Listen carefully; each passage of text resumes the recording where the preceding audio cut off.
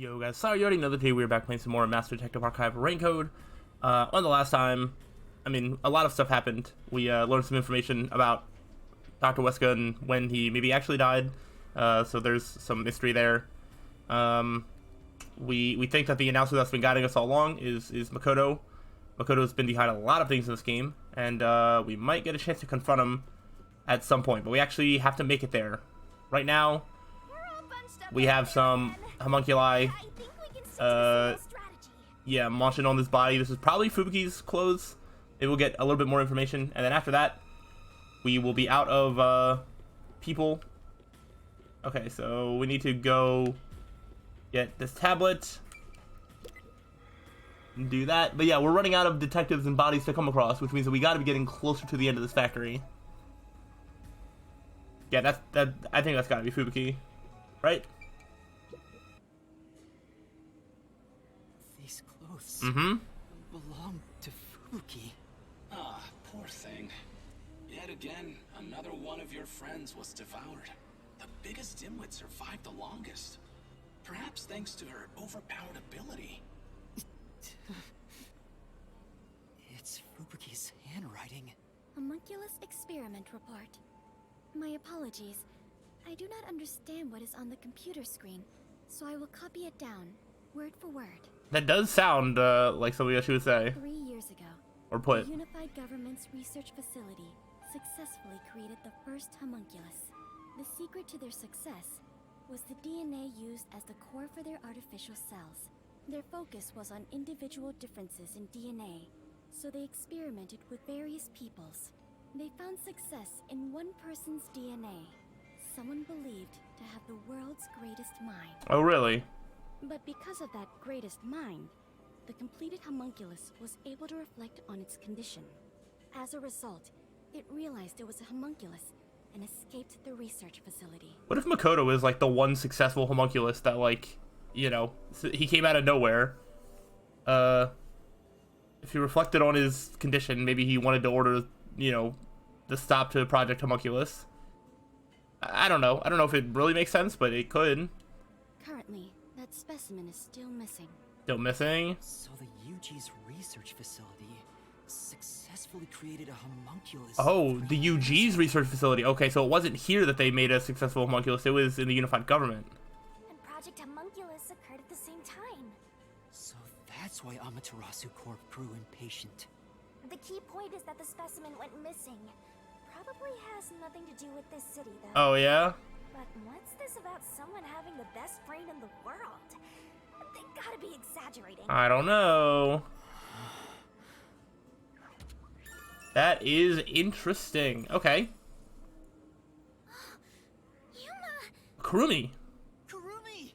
I thought you were in danger. Are you okay? Where were you? I'm sorry. I thought I saw someone who looked like Aiko. Aiko? Your friend who passed away 6 months ago? Yes. I lost you when I went looking for her. Yeah, you probably should not have ran off like that. But I got to talk to her a bit. She looked and talked differently from how I remembered. Still, I finally got to say goodbye.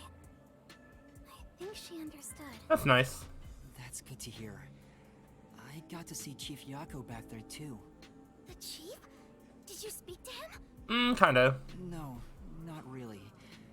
But he did hand me something that exposes the truth about this place. That sounds like something the chief would do. Oh, right. There was something I remembered after talking with Aiko. What do you mean? I'm so glad Kurumi's alright. Alright, what is it? What did you remember? Aiko really hated syringes. She'd raise hell whenever the school gave out vaccines. Where's this coming from? Yeah, what's this related to? I'm getting there. I mentioned syringes to see if it was really Aiko I was talking to. Then I suddenly remembered. A few years ago, something bizarre happened in the city. Uh-huh. What happened? Everyone in Kanai Ward had to take a blood test. Oh, The peacekeepers ordered it, and no one could refuse. okay. A forced blood test? Were they trying to get everybody's DNA so they could use that for homunculus stuff? Back then, we were told it was to test for a contagious disease. I had no reason to doubt it at the time. But my grandpa didn't actually get tested. He said it was suspicious how the peacekeepers were enforcing it. You mean your grandpa who went missing? Oh. Yeah.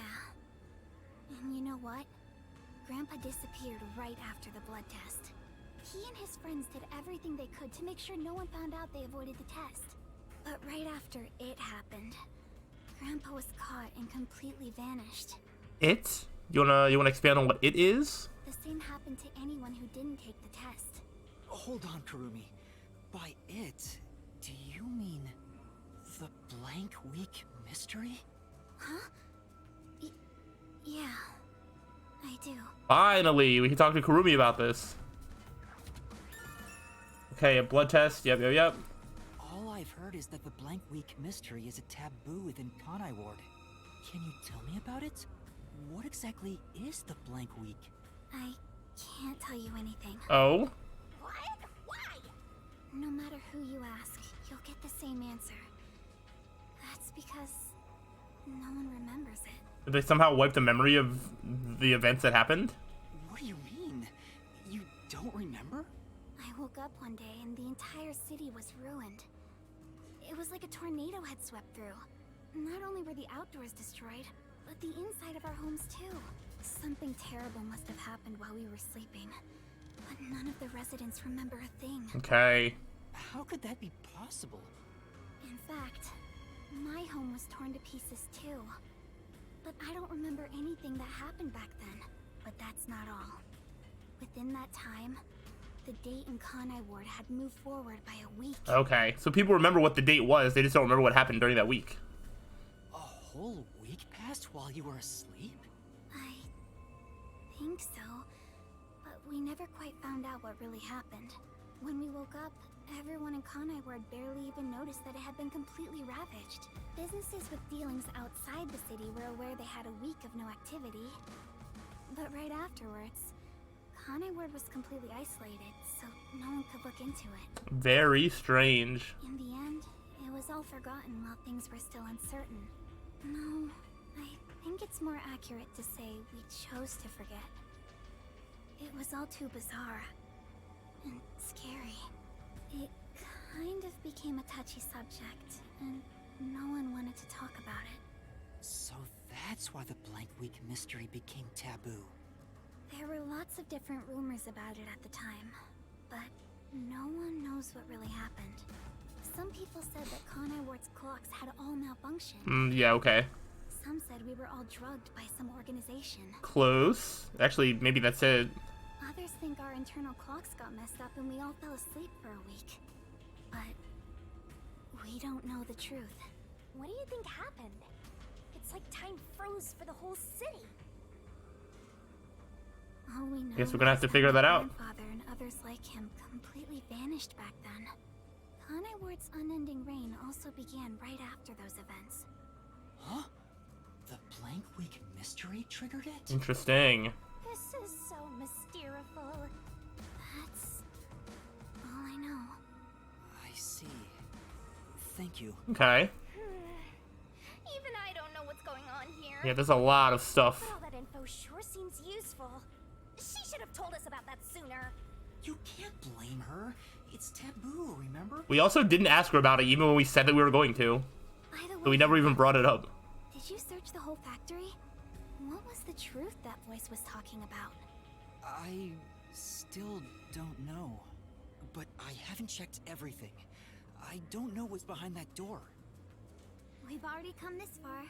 We might as well check everything. Wait! Don't go alone! It's too dangerous! We're going together. She sure loves to act before she thinks. Okay. Unending Rain started after Blank Week Mystery. And then the blood test. Yep. Alright. Oh, I guess we can't go through there. We have to talk to her. What's wrong? Well, I think I heard some strange noises inside. Oh boy. I also hear something. Kurumi, it might be dangerous up ahead. I'll go first. Huh? But Leave this to a detective. I'll be right back once I've confirmed it's safe. Then we can check it out together. Why are we not just walking in together? Please don't disappear on me again. You You had me worried back there. Okay. But please be careful. Oh boy. The background like noise music is so unsettling. I don't know what to expect. Okay, we're walking in. Coast is clear.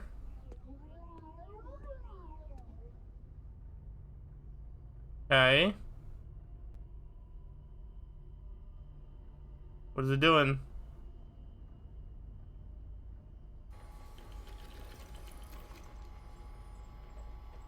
Grabbing something? A body? Two bodies?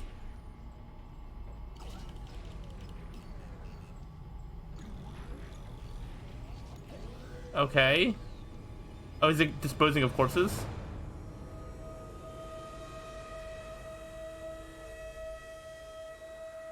Okay, I think this is the corpse disposal part. And then it might go into a machine that turns it into homunculi. That? A corpse? A human corpse? It's on the conveyor belt. Then those meat buns. Uh-huh. No way. You're kidding. The meat buns have been made out of human meat. Oh, this is horrible. Oh, but people love them. Why make such a thing? Master, there's something else over there. We should check everything first. Although, honestly, in a place that's isolated from the rest of the world, that it's raining all the time, I mean, I don't know that they have enough space, whatever, to, like, source their own food. Like, if they're eating meat, you think they just have, like, cows everywhere that are just unlimited? You think they have, like, you know, other types of meat just everywhere, unlimited? This is a way for them to continuously have meat within the city, because they are isolated from the rest of the world. So logistically, it kind of makes sense. That's kind of crazy. I never really thought about that. But after all the meat buns have been popular, and we knew that, and it's like isolated from the rest of the world, that's a valid question that we could have had at any point to be like, hey, where are they getting this meat from if they're not dealing with the outside world? I don't even want to think about what's up ahead. Oh, I think we're about to find out. So maybe some of them get turned into homunculi and some of them get turned into meat buns? How do they decide who becomes what? Real corpses? What is this? This is a fridge, isn't it? I don't know, but it looks kind of cold. So many refrigerated bodies. Whoever did this must be a total psycho. Oh gosh, we have to go approach one? Do you think we want to like go back and say something to Kurumi, or no? These aren't fake. They're real human corpses. Master, look! There's something in its pocket! It looks like a note, but the handwriting's hard to read. Maybe someone was rushing to write this before they died. Where am I? Where am I being taken to? Everyone here is a dangerous criminal that deserves the death sentence. That ruthless killer, that vile kidnapper, everyone's crying as they pray to God. Will we serving our sentences here together with no trial? Shit, if only we'd never been caught by the WDO. They locked us up in here like animals, those bastards. We were brought here by the WDO's #1? He's called the world's greatest mind, isn't he? What? Why would the top detective do this? What is he thinking? How can this be allowed? Damn it, what will happen to us? Huh? The note cuts off here. What? The WDO did this? Oh, wait, that's a little wild. That's gotta be bogus, right? I want to believe that too. But why would someone write down a lie in their final moments? If what's written here is true, then I don't know what to believe in. Me neither. Well, if these guys are all dangerous criminals, they didn't deserve to live anyway, right? It's not something you should worry about, Master. I'm worried about it. Just because they're dangerous criminals doesn't mean they should be slaughtered like this. That's a little ironic coming from you. Because of the nature of the Mystery Labyrinth and how you had to, you know, kill criminals. It's not right. And why turn them into meat buns? Calm down, Master. It's better not to think about it. Shut up! I'll make it a solution Shinji for now. Oh gosh. We are finally catching a glimpse of the truth. But it's not over yet. It sure isn't. The mystery you need to solve awaits outside the factory. You want to expose all truths, don't you? Then press on, detective. Hurry, before you can't trust anything anymore. So that you can keep trusting in yourself. Makoto's announcer voice has gotten a lot more, like, spirited in a tone that he doesn't usually speak in. Come on, solve the mystery. Are we gonna go get Kurumi, or? Alright, I think we're going back. And we can tell Kurumi what's happened here.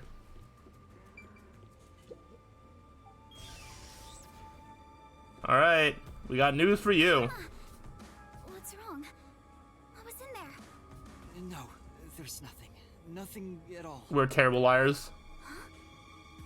Oh. Too bad. What is it? You look pale. No, I'm fine. It's best if Kurumi doesn't learn about the meat buns yet. She's been eating those things for so long. Fun stuff. Alright, so what, we just need to leave? Looks like we can get out this way. Straight ahead. Alright.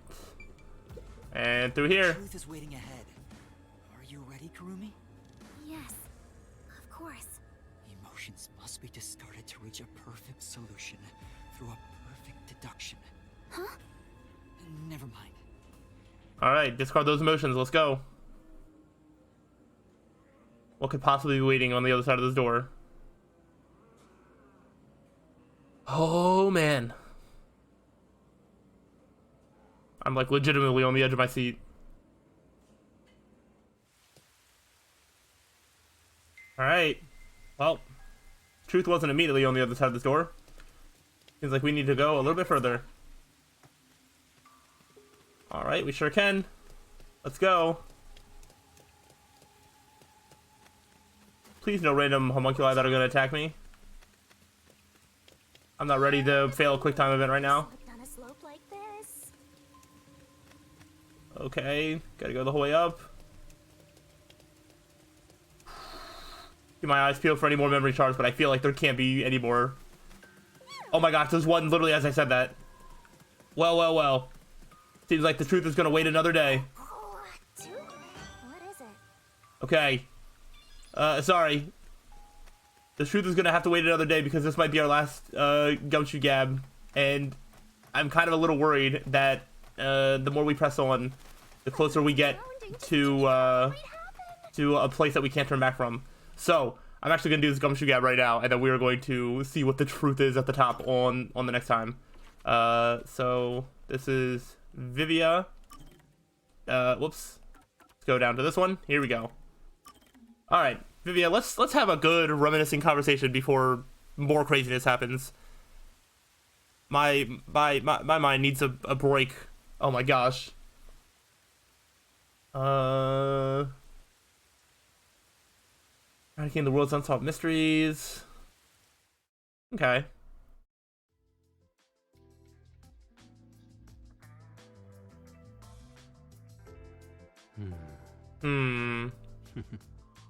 What are you reading?